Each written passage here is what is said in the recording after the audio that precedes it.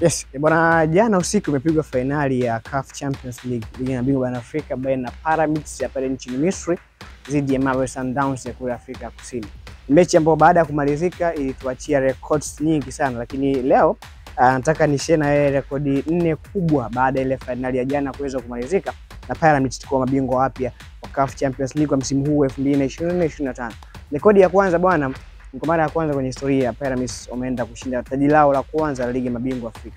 Kabla ya msimu huu Pyramids walikuwa hawajawahi shinda taji lolote la ligi ya mabingwa barani Afrika, na ikumbuke pia ni kwa mara ya kwanza walifika hatua ya robo finali, ni kwa mara ya kwanza walicheza nusu finali, ni kwa mara ya kwanza wamecheza finali, na kwa mara ya kwanza wamefanikiwa kuwa mabingwa wa ligi ya mabingwa barani Afrika. Hii ndio rekodi ya kwanza ambayo jana iliandikwa baada ya mechi ya finali kumalizika. Lakini rekodi ya pili bwana ni inamhusu kocha wa Mamelodi Sundowns bwana Miguel Cardoso. Miguel Cardoso jana amepoteza fainali yake ya pili mfululizo ya CAF Champions League. Kumbuka msimu uliopita alikuwa na kikosi cha Esperance de Tunis na aliweza kupoteza fainali dhidi ya Ahly. Mechi ya mkondo wa kwanza pale Tunis sala bila kufungana na akapoteza goli 1-0 kwenye dimba la Cairo International Stadium, na hatimaye kupoteza fainali yake ya pili mfululizo. Kwa anaingia kwenye record miongoni mwa makocha ambao wamefanikiwa kucheza fainali mbili na hatimaye kupoteza.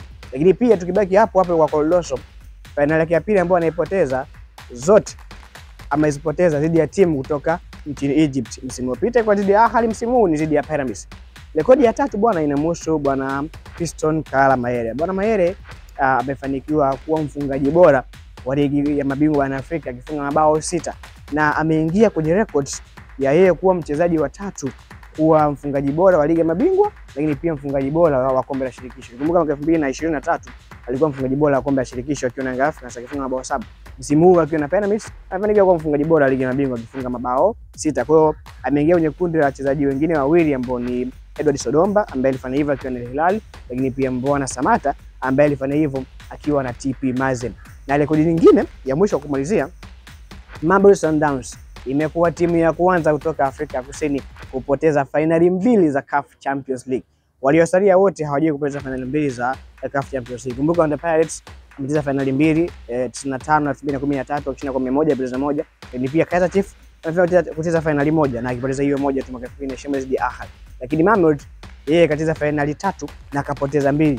Ya kwanza alipoteza mwaka 2001 dhidi ya Ahly, na ile ya jana ilikuwa ni fainali yake ya pili akipoteza dhidi ya Pyramids. Na kumbuka fainali zote mbili ambazo Mamelodi Sundowns amezipoteza za CAF Champions League ni dhidi ya timu kutoka nchini Misri. 2001 dhidi ya Ahly na hii 2025 dhidi ya Pyramids kutoka kule nchini Misri.